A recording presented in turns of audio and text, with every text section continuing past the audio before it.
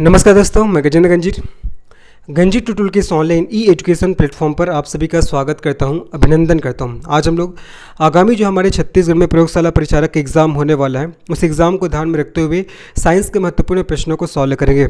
आप सभी को पता होगा जो प्रयोगशाला परिचारक का जो एग्ज़ाम होगा उसमें साइंस से 60 क्वेश्चंस पूछे जाएंगे। उसी को ध्यान में रखते हुए इस क्लास को बनाया जा रहा है। वैसे एक चीज़ और आप लोग को बताना चाहूँगा, मैंने साइंस के बहुत सारे एमसीक्यू आप लोग को करा दिए हैं, तो अगर आपने उन सभी वीडियो को नहीं देखा है, सभी प्रश्नों को नहीं देखा है, तो बिल्कुल जाके देखिएगा, आप लोग को प्लेलिस्ट में मिल जाएगा। साथ ही साथ मैंने साइंस के मैराथन क्लास भी लिए हुए हैं, तो अगर आपने उनको भी नहीं देखा है तो बिल्कुल जाके देखिएगा। साथ ही साथ छत्तीसगढ़ जीएस का भी मैं भी आप लोग को क्वेश्चंस करा रहा था। छत्तीसगढ़ के इतिहास के हम लोग क्वेश्चंस कर रहे थे, उसका 2-3 पार्ट बस बचा हुआ है, फिर इतिहास का भी क्वेश्चंस पूरा कंप्लीट हो जाएगा। छत्तीसगढ़ के जियोग्राफी के क्वेश्चंस मैंने करा दिए हैं, लोक कला संस्कृति और जो जनजाति है उसके क्वेश्चन भी मैंने करा दिए हैं। ठीक है, आपका कुछ क्लास और फिर छत्तीसगढ़ का भी जो जीएस का जो सेक्शन है उसका क्वेश्चन आपका कंप्लीट हो जाएगा। फिलहाल आज की इस क्लास में हम लोग साइंस से संबंधित प्रश्नों को सॉल्व करेंगे। पहला प्रश्न है, कवक की कोशिका भित्ति किसकी बनी होती है? आपको बताना है कवक की कोशिका भित्ति किसकी बनी होती है। ऑप्शन दिया गया, पहला हेमीसेल्यूलोज, दूसरा सेल्यूलोज, तीसरा काइटिन और चौथा लिग्निन। बताना है कि कवक की कोशिका भित्ति किससे बनी होती है। चलो इस क्वेश्चन को सॉल्व करते हैं। कई बार पूछा गया क्वेश्चन है, इसका सही आंसर हो जाएगा थर्ड ऑप्शन। ठीक है, कवक की कोशिका भित्ति किससे बनी होती है? तो आपका काइटिन से बनी होती है। ठीक है, कवक की जो कोशिका भित्ति होती है, कवक की कोशिका भित्ति वो किससे बनी होती है? तो काइटिन से बनी होती है, ये आपको ध्यान रखना है। ठीक है, और कोशिका भित्ति को इंग्लिश में क्या बोलते हैं? कोशिका भित्ति को इंग्लिश में कहा जाता है जी आपका सेल वॉल। क्या बोलते हैं? सेल वॉल, याद रखना है। ठीक है, कोशिका भित्ति को सेल वॉल कहा जाता है। ठीक है, तो कवक की कोशिका भित्ति किसकी बनी होती है? काइटिन की बनी होती है। एक चीज़ और ध्यान रखना, अगर आपसे कल के डेट में पूछेगा कि एनिमल सेल और प्लांट सेल, इन दोनों सेल में कौन से सेल में आपका कोशिका भित्ति पाया जाता है, तो आपको आंसर करना है प्लांट सेल में। ठीक है, याद रखना, पादप कोशिका में कोशिका भित्ति पाया जाता है। किसमें? पादप कोशिका में। अगर मैं एनिमल सेल और प्लांट सेल की बात करता हूँ, अर्थात अगर मैं जंतु कोशिका और पादप कोशिका की बात करता हूँ, तो पादप कोशिका में कोशिका भित्ति पाया जाता है। ठीक है, पादप कोशिका में कोशिका भित्ति पाया जाता है। और जो पादप कोशिका में जो कोशिका भित्ति पाया जाता है ना जी, वो किसका बना होता है? वो सेल्यूलोज का बना होता है। किसका बना होता है? सेल्यूलोज का। सभी बातों को ध्यान रखना है। पादप कोशिका में जो कोशिका भित्ति पाया जाता है वो किसका बना होता है?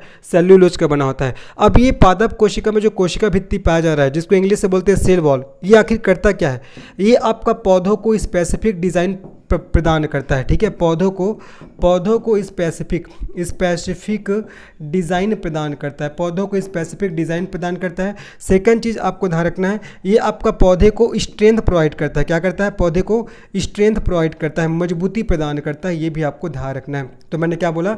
मैंने बोला कि कल के डेट में अगर आपसे क्वेश्चन पूछे कि जंतु कोशिका और पादप कोशिका में कौन से कोशिका में कोशिका भित्ति पाया जाता है, तो आपको बताना है पादप कोशिका में। और पादप कोशिका में पाया जाने वाला जो कोशिका भित्ति है वो किसका बना होता है? तो सेल्यूलोज का बना होता है। ठीक है, और ये जो कोशिका भित्ति जो पादप कोशिका में पाया जाता है वो करता क्या है? तो वो पौधे को स्ट्रेंथ प्रोवाइड करता है, साथ ही साथ उसको स्पेसिफिक डिज़ाइन प्रोवाइड करता है। ठीक है, ये भी आपको ध्यान रखना है। लेकिन हमारा क्वेश्चन ये पूछा गया था कि कवक की कोशिका भित्ति किसकी बनी होती है? तो कवक की कोशिका भित्ति काइटिन की बनी होती है। ध्यान रखिएगा, जंतु कोशिका अर्थात एनिमल सेल में कोशिका भित्ति नहीं पाया जाता। ठीक है, अगर मैं एनिमल सेल अर्थात जंतु कोशिका की बात करूं, एनिमल सेल अर्थात जंतु कोशिका की बात करूं, तो एनिमल सेल में पाया जाता है आपका कोशिका झिल्ली। क्या पाया जाता है? कोशिका झिल्ली, जिसको इंग्लिश से बोलते हैं जी सेल मेम्ब्रेन। क्या बोलते हैं? Cell membrane. ठीक है, एनिमल सेल में कोशिका झिल्ली पाया जाता है। साथ ही साथ ध्यान रखना है, जो आपका कोशिका झिल्ली एनिमल सेल के साथ साथ आपका प्लांट सेल में भी पाया जाता है। किसमें? प्लांट सेल में। ठीक है जी, तो कोशिका भित्ति अगर सेल वॉल की बात होता है तो केवल और केवल प्लांट सेल में अर्थात पादप कोशिका में पाया जाता है। लेकिन अगर सेल मेम्ब्रेन अर्थात कोशिका झिल्ली की बात होता है तो एनिमल सेल के साथ साथ वो आपको प्लांट सेल में भी पाया जाता है। ठीक है, सभी बातों को ध्यान रखना है, जो चीज़ मैंने आप लोग को बताया है। कोशिका के बारे में तो पता होगा, कोशिका हमारे शरीर की संरचनात्मक और कार्यात्मक इकाई है। ठीक है, कोशिका विज्ञान का जनक किसे मानते हैं? तो रॉबर्ट हुक को। इन सभी बातों को आपको ध्यान रखना बहुत इंपॉर्टेंट है। चलिए आगे बढ़ते हैं। ये इस क्वेश्चन का हमारा सही आंसर थर्ड ऑप्शन हो जाएगा। प्रोटीन संश्लेषण में मुख्य घटना किसका निर्माण है? डीएनए प्रति, आरएनए प्रति, एमआरएनए कॉपी या डीएनए और आरएनए प्रति। जबरदस्त प्रश्न है ये भी। प्रोटीन संश्लेषण में मुख्य घटना किसका निर्माण है? चलो इस क्वेश्चन का हम लोग आंसर देखते हैं। इसका सही आंसर क्या हो जाएगा? इसका सही आंसर हो जाएगा आपका एमआरएनए कॉपी। ठीक है, तो याद रखना, प्रोटीन संश्लेषण में मुख्य घटना किसका निर्माण है? तो आपको याद रखना है एमआरएनए कॉपी। ठीक है, किसका निर्माण है, तो एनआरएनए कॉपी आपको ध्यान रखना है, ठीक है, एमआरएनए कॉपी, इसका सही आंसर थर्ड ऑप्शन हो जाएगा, ठीक है। अगर मैं फुल फॉर्म बताऊं इसका तो क्या हो जाएगा, मैसेंजर राइबो न्यूक्लिक एसिड, है ना। अगर मैं इसका फुल फॉर्म बताऊं तो क्या हो जाएगा जी आपका, messenger ribo nucleic acid, messenger ribo nucleic acid, इसका क्या हो जाएगा आपका फुल फॉर्म हो जाएगा, याद रखिएगा। एमआरएनए का फुल फॉर्म क्या होता है, मैसेंजर राइबो न्यूक्लिक एसिड, ठीक है। देखो आरएनए का फुल फॉर्म क्या होता है आपका, राइबो न्यूक्लिक एसिड, क्या होता है जी, राइबो न्यूक्लिक एसिड, आरएनए का फुल फॉर्म होता है राइबो न्यूक्लिक एसिड, ठीक है। और डीएनए का फुल फॉर्म क्या होता है, डीएनए का सभी को पता होगा आपको, डीएनए का फुल फॉर्म आपको कमेंट सेक्शन में बताना है, ये सभी को पता होना चाहिए, ठीक है। डीएनए का फुल फॉर्म आपको बताना है, बाकी आरएनए का फुल फॉर्म तो सभी को पता है। आरएनए का फुल फॉर्म क्या होता है आपका, राइबो न्यूक्लिक एसिड, और डीएनए का आपको कमेंट सेक्शन में मुझे बताना है फुल फॉर्म क्या होता है, ठीक है। तो देखो प्रोटीन संश्लेषण में मुख्य घटना किसका निर्माण है, तो आपका मैसेंजर राइबो न्यूक्लिक एसिड, या इसी को बोलते हैं आपका एमआरएनए कॉपी, ठीक है। और याद रखिएगा अगर आपसे पूछेगा प्रोटीन के बारे में, तो प्रोटीन हमारे शरीर में क्या करता है, मांसपेशी के निर्माण में सहायता प्रदान करता है, ठीक है। और कहाँ कहाँ कौन कौन सा प्रोटीन पाया जाता है, तो आपको ध्यान रखना है, जैसे कि हमारे ब्लड में कौन सा प्रोटीन पाया जाता है जी, हीमोग्लोबिन प्रोटीन पाया जाता है, ठीक है। दूध में कौन सा प्रोटीन पाया जाता है, दूध में पाया जाता है कैसीन नामक प्रोटीन, ठीक है। हमारे मसल्स में अर्थात मांसपेशी में कौन कौन सा प्रोटीन पाया जाता है, आपका एक्टिन हो जाएगा, एक्टिन के बाद आपका मायोसिन हो जाएगा, मायोसिन के बाद ध्यान रखना है मायोग्लोबिन, क्या हो जाएगा आपका मायोग्लोबिन, ठीक है, मायोग्लोबिन। ये सब हमारे मसल्स में पाया जाता है, मांसपेशी में पाया जाता है, ठीक है। ब्लड में हीमोग्लोबिन, दूध में कैसिन नामक प्रोटीन, मांसपेशी में एक्टिन, मायोसिन या मायोग्लोबिन, ठीक है। हमारे हड्डी में कौन सा प्रोटीन पाया जाता है, हमारे हड्डी में ओसिन नामक प्रोटीन पाया जाता है, कौन सा प्रोटीन, ओसिन। सभी बातों को आपको ध्यान रखना है। हमारे त्वचा और बालों में कौन सा प्रोटीन पाया जाता है जी, केरेटिन नामक प्रोटीन पाया जाता है। सभी चीज़ों को आपको ध्यान रखना है, ठीक है। तो क्वेश्चन था कि प्रोटीन संश्लेषण में मुख्य घटना किसका निर्माण है, तो एमआरएनए कॉपी का, और एमआरएनए इसका फुल फॉर्म हो जाएगा मैसेंजर राइबो न्यूक्लिक एसिड। साथ ही साथ मैंने बता दिया ब्लड में हीमोग्लोबिन प्रोटीन पाया जाता है, दूध में कैसिन नामक प्रोटीन पाया जाता है, हमारे मसल्स में एक्टिन, मायोसिन और मायोग्लोबिन नामक प्रोटीन पाया जाता है, और हड्डी में ओसिन नामक प्रोटीन पाया जाता है, और त्वचा और बालों में कैरेटिन नामक प्रोटीन पाया जाता है। सभी चीज़ों को आपको अच्छे से याद रखना है, ठीक है जी। और आपको कमेंट सेक्शन में बताना है डीएनए का फुल फॉर्म, ठीक है, कई बार मैंने आप लोग को पढ़ाया हुआ है। चलो आगे बढ़ते हैं, नेक्स्ट क्वेश्चन में चलते हैं। खालिस्तान और खालिस्तान उत्तकों की कोशिकाएं जीवित कोशिकाएं होती है। आपको बताना है ये जो आपका खालिस्तान है या ब्लैंक है, इसके स्थान पर क्या आएगा, ठीक है। किसके या कौन से उत्तक की कोशिकाएं जीवित कोशिकाएं होती है, पैरेनकाइमा और स्क्लेरेनकाइमा, दूसरा स्क्लेरेनकाइमा और वाहिनिका, तीसरा कॉलेनकाइमा और स्क्लेरेनकाइमा, और चौथा पैरेनकाइमा और कॉलेनकाइमा। बढ़िया क्वेश्चन है, बताना है खालिस्तान और खालिस्तान उत्तकों की कोशिकाएं जीवित कोशिकाएं होती है, इसका आपको सही आंसर करना है। इस क्वेश्चन का आपका सही आंसर क्या हो जाएगा, पैरेनकाइमा और कॉलेनकाइमा, ठीक है। इसका सही आंसर क्या हो जाएगा, इसका सही आंसर आपका फोर्थ ऑप्शन हो जाएगा, पैरेनकाइमा और कॉलेनकाइमा, ठीक है, कॉलेनकाइमा इसका सही आंसर हो जाएगा। तो पैरेनकाइमा और कॉलेनकाइमा उत्तकों की कोशिकाएं जीवित कोशिकाएं होती है, कई बार आपके एग्जाम में पूछा गया है, ठीक है। याद रखना जो आपका पैरेनकाइमा, मैं लिख दे रहा हूँ, देखो जो पैरेनकाइमा है ना, जो पैरेनकाइमा जो उत्तक होता है जी, ये आपका मुख्य रूप से पैकिंग उत्तक के रूप में कार्य करता है, ये मुख्य रूप से पैकिंग उत्तक के रूप में, याद रखना इंपॉर्टेंट है। पैरेनकाइमा जो उत्तक होता है यह मुख्य रूप से पैकिंग उत्तक के रूप में कार्य करता है, पैकिंग उत्तक के रूप में कार्य करता है, ये आपको ध्यान रखना है, ठीक है। पैकिंग उत्तक के रूप में कार्य करता है, ठीक है। और याद रखना जो आपका कॉलेनकाइमा है, ठीक है, आपका जो कॉलेनकाइमा है ये आपका, इसका जो मुख्य कार्य पौधे को लचीलापन प्रदान करना होता है, ठीक है। जो कॉलेनकाइमा उत्तक होता है इसका मुख्य कार्य क्या होता है, पौधे को लचीलापन प्रदान करना, पौधे को लचीलापन प्रदान करना, ये कौन से उत्तक का कार्य होता है, याद रखना कॉलेनकाइमा का, है ना। तो याद रखिएगा पैरेनकाइमा और कॉलेनकाइमा उत्तकों की कोशिकाएं जीवित कोशिकाएं होती है, याद रखना जीवित कोशिकाएं, जिसमें से जो पैरेनकाइमा है ये पैकिंग उत्तक के रूप में कार्य करता है, जबकि जो कॉलेनकाइमा है ये पौधे को लचीलापन प्रदान करता है, ठीक है जी। इसका सही आंसर हमारा फोर्थ ऑप्शन हो जाएगा। आगे बढ़ते हैं, कौन सी कोशिका विभाजन को बढ़ावा देता है, या क्या कोशिका विभाजन को बढ़ावा देता है, ये आपसे पूछा जा रहा है। ऑप्शन है पहला एब्सिसिक अम्ल, दूसरा साइटोकाइनिन, तीसरा जिब्रेलिन और चौथा ऑक्सिन। बताना है कौन सा जो हार्मोन है वो कोशिका विभाजन को बढ़ावा देता है, मतलब ये ब्लैंक के स्थान पे क्या आएगा, इस ब्लैंक के स्थान में आपका क्या आएगा ये आपको बताना है। एब्सिसिक अम्ल या साइटोकाइनिन या जिब्रेलिन्स या ऑक्सिन, इसका सही आंसर हो जाएगा आपका साइटोकाइनिन। ठीक है, साइटोकाइनिन एक प्रकार से क्या है जी आपका प्लांट हार्मोन है या पादप हार्मोन है। ये क्या है, एक प्रकार का पादप हार्मोन है, पादप हार्मोन है जो कोशिका विभाजन को क्या करता है, बढ़ावा देता है। ठीक है, जो कोशिका विभाजन को बढ़ावा देता है, जो कोशिका विभाजन को क्या करता है जी, बढ़ावा देता है। ठीक है, जो कोशिका विभाजन को बढ़ावा देता है, ये आपको अच्छे से याद रखना है। ठीक है, तो आपका साइटोकाइनिन कोशिका विभाजन को बढ़ावा देता है और साइटोकाइनिन क्या है, एक प्रकार से पादप हार्मोन है। क्या है, एक प्रकार का पादप हार्मोन है। ठीक है, अब मैं आप लोग को पादप हार्मोन के बारे में बताता हूँ थोड़ा सा, यहाँ से भी क्वेश्चंस आते हैं। पादप हार्मोन किसे कहा जाएगा, पेड़ पौधों में जो हार्मोन पाया जाता है ना, उसी को आपका पादप हार्मोन बोलते हैं। ठीक है, कौन कौन से हार्मोन जो मुख्य रूप से पाया जाता है और जो आपके एग्जाम के दृष्टिकोण से इंपॉर्टेंट है, देखो अगर मैं वृद्धि संवर्धक की बात करूँ तो ऑक्सिन हो जाएगा, ऑक्सिन हार्मोन। ठीक है, आपको याद रखना है जिब्रेलिन हार्मोन जिब्रेलिन के बाद आपका साइटोकाइनिन। ठीक है, साइटोकाइनिन हार्मोन हो जाएगा जो अभी आपका क्वेश्चन में दिया गया है। साथ ही साथ फ्लोरीजेंस हो जाएगा, फ्लोरीजेंस के बाद आपको ध्यान रखना है ट्राउमेट्रिन। क्या हो जाएगा जी आपका, ट्राउमेट्रिन। ये सब आपका वृद्धि संवर्धक हार्मोन है। ठीक है, ये सब पौधे की वृद्धि को करता है या वृद्धि को बढ़ाता है। कौन कौन सा हार्मोन, देखो आपका auxin hormone, gibberellin hormone, cytokinin, florigens और आपका ट्राउमेट्रिन। इसमें से जो फ्लोरीजेंस हार्मोन होता है ना पादपों में, ये फूल खिलने को प्रेरित करता है जी, फूल को खिलने को प्रेरित करता है। अब देखिए आपका कौन कौन सा आपका वृद्धि रोधी हार्मोन है, पादपों में कौन कौन सा वृद्धि रोधी हार्मोन है, तो याद रखना है ABA, जिसको क्या किस नाम से जानते हैं, एब्सिसिक एसिड के नाम से जानते हैं। किस नाम से जानते हैं, एब्सिसिक एसिड। ठीक है, चलो इसको मैं लिख दे रहा हूँ मैं, एब्सिसिक एसिड ये आपका वृद्धि रोधी हार्मोन होता है प्लांट्स का, पादप का, ये आपको ध्यान रखना है। ठीक है, और एक और आपको याद रखना है एथिलीन। क्या हो जाएगा आपका, एथिलीन हो जाएगा। ये सब क्या है आपका प्लांट्स में अर्थात पौधों में पाया जाने वाला हार्मोन है।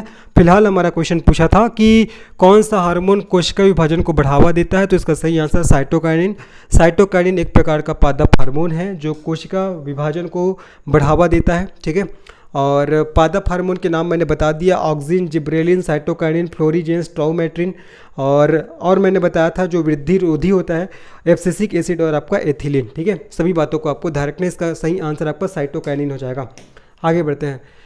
विज्ञान की वह शाखा जो कोशिकाओं का अध्ययन करती है उसे क्या कहते हैं, साइटोलॉजी, एंटोमोलॉजी, होमोप्लास्टिक या हार्मोनोलॉजी। बताना है कि विज्ञान की वह शाखा जो कोशिकाओं का अध्ययन करता है उसे क्या कहते हैं। तो स्टडी ऑफ सेल क्या कहलाता है, याद रखना, स्टडी ऑफ सेल क्या कहलाता है, आपका साइटोलॉजी कहलाता है। क्या कहलाता है, साइटोलॉजी। ठीक है, स्टडी ऑफ सेल क्या कहलाता है, साइटोलॉजी, अर्थात कोशिकाओं का अध्ययन क्या कहलाता है, साइटोलॉजी कहलाता है। ठीक है, कोशिका के बारे में सभी को पता होगा, कोशिका हमारे शरीर की संरचनात्मक और कार्यात्मक इकाई है।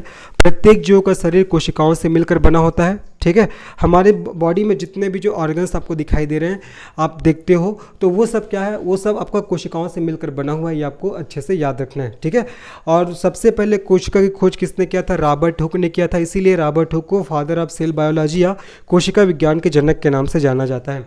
तो स्टडी ऑफ सेल क्या कहलाता है जी आपका, साइटोलॉजी कहलाता है। ये आपको अच्छे से याद रखना है। चलिए आगे बढ़ते हैं। एक लड़की की कोशिकाओं में गुणसूत्रों का निम्नलिखित में से कौन सा संयोजन होगा, 44 अलिंग गुणसूत्र प्लस XX, 22 अलिंग सूत्र प्लस XX, तीसरा 44 अलिंग गुणसूत्र प्लस XY और चौथा 22 अलिंग गुणसूत्र प्लस XY। चलो सबसे पहले तो गुणसूत्र क्या होता है, गुणसूत्र को इंग्लिश से बोलते हैं क्रोमोसोम। और गुणसूत्र मतलब क्या होता है जी, गुणों का सूत्र। गुणसूत्र मतलब क्या होता है, गुणों का सूत्र। याद रखना, गुणसूत्र मतलब क्या होता है, गुणों का सूत्र होता है। ठीक है, अगर मैं एक ह्यूमन की बात करूं तो उसमें गुणसूत्र की संख्या कितना होता है, 46 होता है। ठीक है, number of chromosome in human body 46 होता है। अगर मैं पेयर की बात करूं, जोड़े की बात करूं, तो कितने जोड़े में पाया जाता है, ये आपका 23 जोड़ा में। अगर आपको नंबर्स पूछेगा, संख्या पूछेगा तो बताना है 46, अगर जोड़ा पूछेगा तो 23 जोड़ा। ये जो 23 जोड़ा होता है ना, जिसमें आपका 22 जोड़ा मतलब कितना संख्या हो जाएगा जी, 22 दूनी 44। तो जो 22 जोड़ा होता है ना, ये किसका निर्माण करता है, शरीर का निर्माण करता है। किसका, शरीर का अर्थात बॉडी का। और जो आपका एक जोड़ा मतलब आपका दो जो आपका गुणसूत्र, ठीक है, एक होता है XX और एक होता है आपका XY। तो जो आपका एक जोड़ा अर्थात दो जो गुणसूत्र होते हैं, ये किसका निर्धारण करते हैं, लिंग का। ठीक है, ये लिंग लिंग का निर्धारण करते हैं। 22 जोड़ा अर्थात जो 44 गुणसूत्र होता है वो शरीर का निर्माण करता है, और जो आपका 2 जोड़ा होता है, 2 जोड़ा, ठीक है, X या XY, ये किसका निर्धारण करता है? लिंग का निर्धारण करता है। आपको अच्छे से याद रखना है। अब क्वेश्चन है कि एक लड़की की कोशिकाओं में गुणसूत्रों का निम्नलिखित में से कौन सा संयोजन होगा?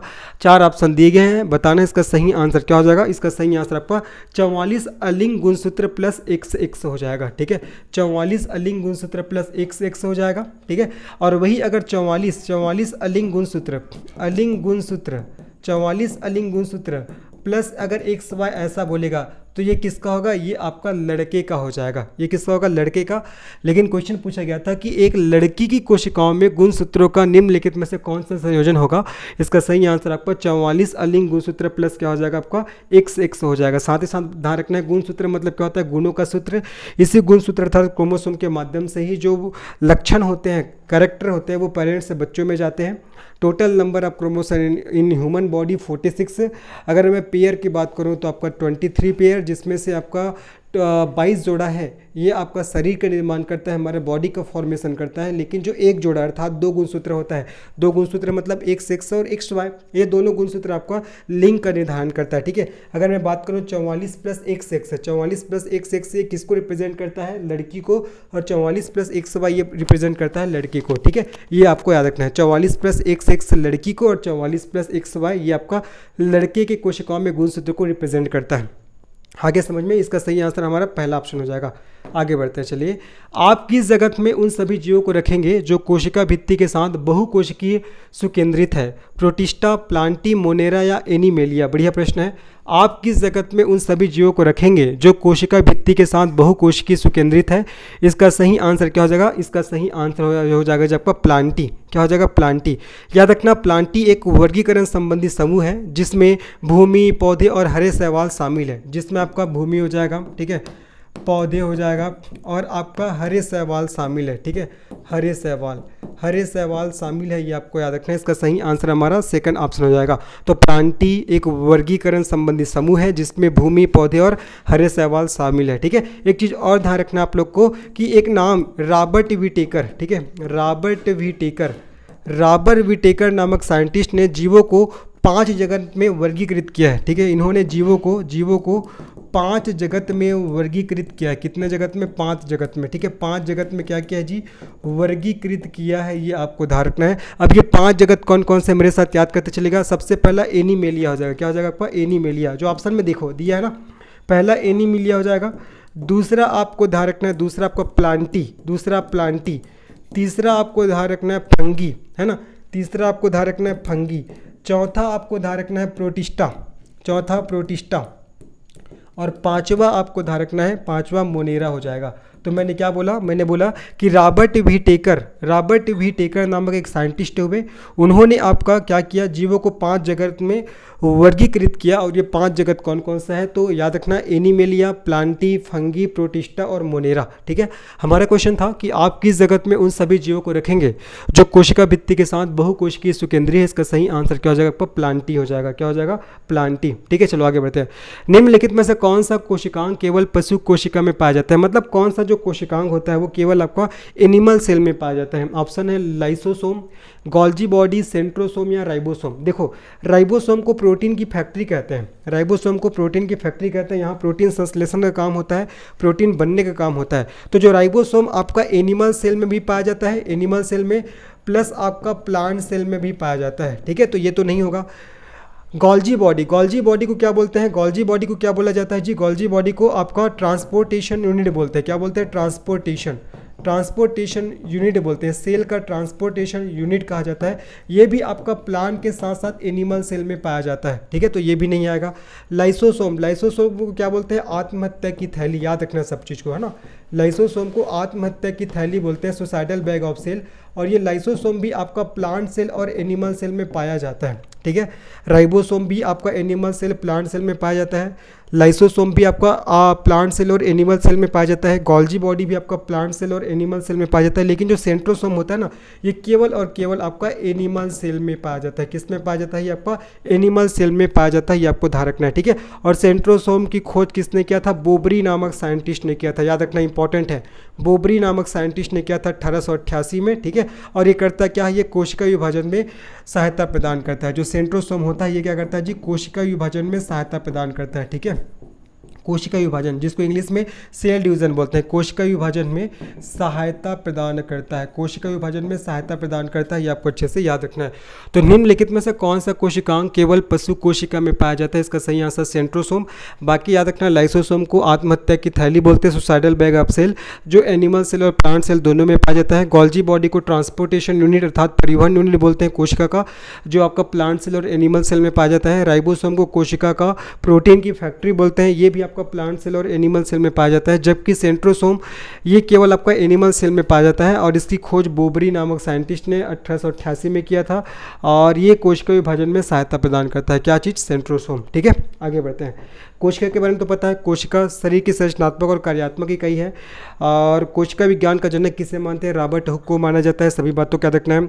कोशिका का पावर हाउस माइटोकॉन्ड्रिया को बोलते हैं। कोशिका का केंद्रक को, कोशिका का जो केंद्रक होता है उसे कोशिका का ब्रेन के नाम से जानते हैं।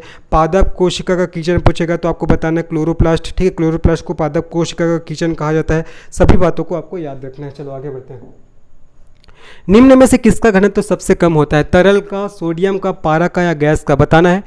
निम्न में से किसका घनत्व तो सबसे कम होता है? इस क्वेश्चन का सही आंसर क्या हो जाएगा? गैस का, ठीक है। गैसों में आमतौर पर कम घनत्व होता है, याद रखना। गैसों में क्या होता है? आमतौर पर कम घनत्व होता है। एक सेकंड जी, देखो, गैसों में आमतौर पर कम घनत्व होता है क्योंकि उसमें आकर्षण का अंतर आणविक बल बेहतर होता है। क्या होता है इसमें? आकर्षण का, क्योंकि इसमें आकर्षण का अंतर आणविक बल, आकर्षण का अंतर आणविक बल क्या होता है आपका? बेहतर होता है। हमसे क्वेश्चन पूछा गया था किसका घनत्व तो सबसे कम होता है? इसका सही आंसर गैस। तो गैसों में आमतौर पर कम घनत्व होता है क्योंकि उसमें आकर्षण का अंतर आणविक बल क्या होता है आपका? कम होता है। इसका सही आंसर आपका गैस हो जाएगा, ठीक है। सॉरी, आपका इसमें जो गैसों में क्या होता है आपका? आकर्षण का अंतर आणविक बल क्या होता है आपका? बेहतर होता है। कम होता है बोल दिया था, बेहतर होता है, ये आपको अच्छे से याद रखना है। चलो आगे बढ़ते हैं। नेक्स्ट प्रश्न देखते हैं। जब आप अपनी हथेली पर एसीटोन डालते हैं और आपकी हथेलियां में ठंडक महसूस होती है तो दी गई अभिक्रियाओं में से ऐसी किसके कारण होता है? मतलब ऐसा किसके कारण होता है? संलयन, वाष्पीकरण, संघनन, ऊर्ध्वपातन। मतलब बोला जा रहा है कि अगर आप अपनी हथेली पर एसीटोन को डालते हो या लोगे और आपकी हथेलियों में फिर ठंडक महसूस होती है तो दी गई अभिक्रियाओं में से ऐसा किस एक के कारण होता है? इसका सही आंसर क्या हो जाएगा? इस क्वेश्चन का सही आंसर हो जाएगा आपका वाष्पीकरण, ठीक है। इसका सही आंसर क्या हो जाएगा? जब का वाष्पीकरण। तो एसीटोन बहुत जल्द ही क्या होता है? वाष्प में परिवर्तित हो जाता है, और इसे जब हथेली पर डालते हैं ना, जब इसे हथेली पर डालते हैं तो ये हमारी हथेली में गर्मी को अवशोषित कर लेता है और जल्द से वाष्पित हो जाता है, जल्दी से वाष्पित हो जाता है, जिससे हमको ठंडक का एहसास होता है। ये आपको अच्छे से याद रखना है, ठीक है। इसका सही आंसर हमारा सेकंड ऑप्शन हो जाएगा। मैंने क्या बोला? मैंने ये बोला कि एसीटोन बहुत जल्द ही वाष्प में परिवर्तित हो जाता है, और इसे जब हथेली पर डाला जाता है ना तो यह हमारी हथेली में गर्मी को अवशोषित कर लेता है और जल्द से वाष्पित हो जाता है, जिससे हमको ठंडक का एहसास होता है। ये आपको अच्छे से याद रखना है। इसका सही आंसर आपका वाष्पीकरण हो जाएगा। चलो आगे बढ़ते हैं। किस तापमान पर पानी, तरल एवं ठोस दोनों स्थितियों में विद्यमान हो सकता है? जबरदस्त प्रश्न है। किस तापमान पर जो पानी है वो तरल एवं ठोस दोनों स्थितियों में विद्यमान हो सकता है? ऑप्शंस आपको दिए गए। पहला आपका 100 डिग्री सेंटीग्रेड, दूसरा 0 डिग्री सेंटीग्रेड, और उसके बाद तीसरा ऑप्शन क्या? देखो तीसरा ऑप्शन है आपका -1 डिग्री सेंटीग्रेड, है ना। और चौथा ऑप्शन क्या दिया गया? देखो आपका -100 डिग्री सेंटीग्रेड। तो बताना है आप लोग को इसका आंसर क्या होगा। एक बार पुनः मैं क्वेश्चन पढ़ रहा हूँ। किस तापमान पर पानी, तरल एवं ठोस दोनों स्थितियों में विद्यमान हो सकता है? चलो इसका आंसर आप लोग को करना है। इस क्वेश्चन का सही आंसर क्या हो जाएगा? 0 अंश सेंटीग्रेड। क्या हो जाएगा इसका सही आंसर? 0 अंश सेंटीग्रेड। तो 0 अंश सेंटीग्रेड पर पानी, तरल और ठोस दोनों अवस्थाओं में मौजूद होता है, ठीक है। आपका 0 अंश सेंटीग्रेड में जो पानी होता है ये आपका ठोस और तरल अवस्था दोनों अवस्थाओं में मौजूद होता है, ठीक है। और 0 डिग्री सेल्सियस को पानी का त्रिक बिंदु बोलते हैं। याद रखना, जो 0 डिग्री सेंटीग्रेड होता है ना, इसी को आपका पानी का त्रिक बिंदु बोलते हैं। क्या बोलते हैं जी? पानी का त्रिक बिंदु कहा जाता है। ये भी आपको अच्छे से याद रखना है। इसका सही आंसर क्या हो जाएगा आपका? 0 अंश सेंटीग्रेड। क्या हो जाएगा? 0 अंश सेंटीग्रेड। चलिए आगे बढ़ते हैं। नेक्स्ट प्रश्न में चलते हैं। पदार्थ के संदर्भ में निम्न में से कौन सा कथन सही नहीं है। आपको बताना है कि पदार्थ के संबंध में कौन सा कथन सही नहीं है। पहला, पदार्थ कणों से बना होता है। दूसरा, पदार्थ के कणों के बीच अंतर होता है। तीसरा, पदार्थ के कणों के बीच कोई आकर्षण बल नहीं होता। और चौथा, पदार्थ के कण द्रव और वायु में सतत स्थानांतरित होते हैं। आपसे क्वेश्चन पूछा जा रहा है कि पदार्थ के संदर्भ में कौन सा कथन सही नहीं है, तो इसका सही आंसर क्या होगा आपका, पदार्थ के कणों के बीच कोई आकर्षण बल नहीं होता। ये आपका गलत है, ठीक है। पदार्थ के कणों के बीच आकर्षण बल होता है एक्चुअल में देखा जाए तो, लेकिन ऑप्शन क्या बोल रहा है कि पदार्थ के कणों के बीच में कोई आकर्षण बल नहीं होता, इसीलिए क्या हो जाएगा आपको गलत हो जाएगा। बाकी पहले तो सही है कि पदार्थ कणों से बना होता है, पदार्थ के कणों के बीच अंतर होता है, ठीक है, और पदार्थ के कण द्रव और वायु में सतत स्थानांतरित होता है, ये भी आपको सही है। लेकिन पदार्थ के कणों के बीच कोई आकर्षण बल नहीं होता ऐसा बोल रहा है, ये क्या हो जाएगा आपका गलत हो जाएगा। पदार्थ के कणों के बीच क्या होता है आपका आकर्षण बल होता है, ये आपको याद रखना है जी, ठीक है। अगर मैं ठोस की बात करूँ तो ठोस में आकर्षण बल कणों को पर्याप्त रूप में मजबूती से पकड़ा रहता है, ठीक है। अगर मैं द्रव की बात करूँ तो द्रव में जो कण है एक दूसरे के ऊपर बहते रहते हैं और फिसलते रहते हैं। अगर मैं बात करता हूँ किसका आपका गैस का, तो गैस में जो कण लगातार सीधी रेखा में गति करते हैं। देखो मैंने बताया ना ठोस में क्या होता है आपका, ठोस में आकर्षण बल कणों को पर्याप्त रूप से मजबूती से पकड़ा रहता है। अगर मैं बात करता हूँ द्रव का, तो द्रव में कण एक दूसरे के ऊपर बहते या फिसलते रहते हैं। अगर मैं बात करूँ गैस का, तो गैस में क्या होता है जो कण है वो लगातार ना सीधी रेखा में गमन करते रहते हैं, ठीक है। गैस में जो कण होता है लगातार सीधी रेखा में गमन करते रहते हैं। तो जो तीसरा स्टेटमेंट दिया था ये क्या हो जाएगा आपका असत्य है, गलत है। बाकी पहला, दूसरा, चौथा हमारा सही है। आगे बढ़ते हैं। एक खाली स्थान पदार्थ गैस की प्रकृति के आधार पर एक विशेष रंग के साथ चमकती है। द्रव्य, प्लाज्मा, ठोस और अर्ध ठोस, मतलब एक खाली स्थान के स्थान पर क्या आएगा बताना है। तो एक ब्लैंक पदार्थ गैस की प्रकृति के आधार पर एक विशेष रंग के साथ चमकती है, इसका सही आंसर क्या होगा प्लाज्मा, ठीक है।